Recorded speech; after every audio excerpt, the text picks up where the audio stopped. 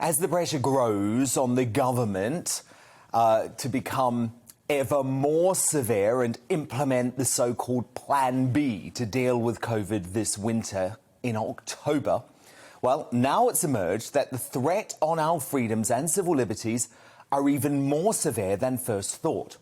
The civil service, the doomsday scientists and the hysterical media are in lockstep over the need to lock down again. A reminder, the previously announced Plan B involves dreaded mask mandates, work-from-home orders and vaccine passports.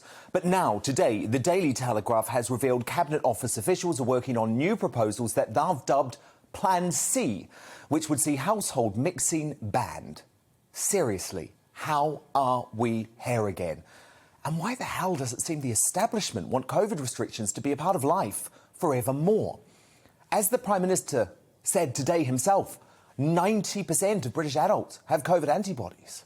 A much better position going into the autumn, the winter now than we were 12 months ago.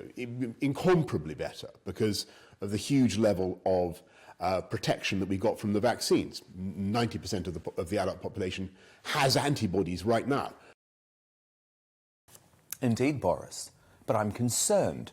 Because if the past 20 months teaches us anything, it's that when the media, sage and your advisors start to gang up on you, you fold in a flash. Look, if people want a booster shot, then fine.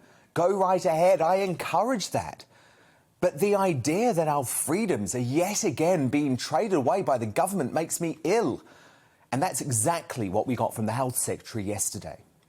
If we all play our part, then we can give ourselves the best possible chance in this race, get through this winter and enjoy Christmas with our loved ones. If we want to secure these freedoms for the long term, then the best thing that we can do is come forward once again when that moment comes. Look, we did our bit. We got vaccinated, as you assured us that was the ticket back to freedom. That's not to say COVID doesn't pose a threat. I've had it. And like the winter flu, it can be deadly, especially if you are very old or have underlying health conditions. But let me be clear, you can shove your Plan C. I will never again allow the government to tell me what to wear, where I can go, and who I can welcome into my own home. And I have a feeling there are increasing numbers of you who feel exactly the same. First it was our freedoms, now the political and media establishment are coming for our meat. Yep, that's right, our meat. Look at this exchange between Robert Peston and former Minister Theresa Villiers on ITV last night. One of the biggest things that the world could do to reduce greenhouse gas emissions is to massively cut down on beef eating in particular and cattle farming. Why is that not being debated in any serious way? Well, it depends how the meat is produced. The way it's produced in the United Kingdom actually means that it has relatively low carbon impacts. And this sort of discussion could well become a reality soon after the business department's terrifying Behavioural Insights Unit, otherwise known as the Nudge Unit, published a paper suggesting that there should be taxes on high-carbon foods to help everyone eat more sustainably. And it gets worse. The document also said there should be carbon taxes on international flights, with flights for business deemed an immoral indulgence.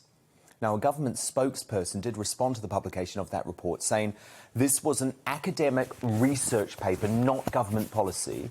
We have no plans whatsoever to dictate consumer behaviour in this way. For that reason, our net zero strategy published yesterday contained no such plans. Good.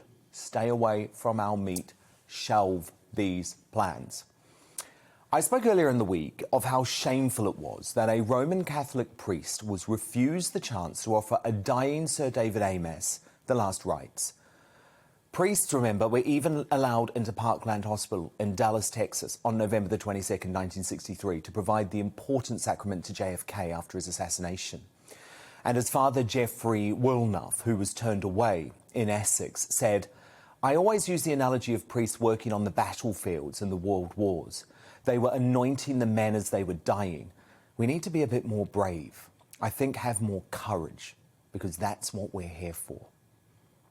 And it's that statement, actually, that really touched me and why I fully back a so-called AMES amendment by the Labour MP Mike Cain to the Police, Crime, Sentencing and Courts Bill that is being proposed to ensure Catholic priests will be able to access crime scenes to administer the last rites.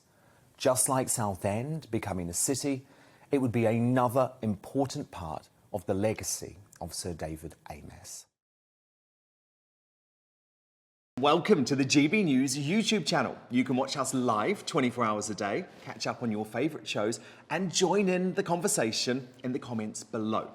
Don't forget to subscribe and you'll never miss any of our exclusive content.